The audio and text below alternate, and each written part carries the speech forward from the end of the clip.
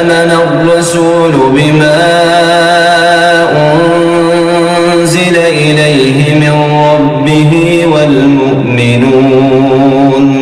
كل آمن بالله وملائكته وكتبه ورسله لا نفرق بين أحد من رسله وقالوا سمعنا وأطعنا غفرانك ربنا وإليك المصير لا يكلف الله نفسا إلا وسعها لها ما كسبت وعليها ما اكتسبت ربنا لا تؤاخذنا إن نسينا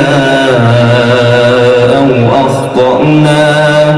ربنا ولا تحمل علينا إصرا كما حملته على الذين من قبلنا ربنا ولا تحملنا ما لا طاقة لنا به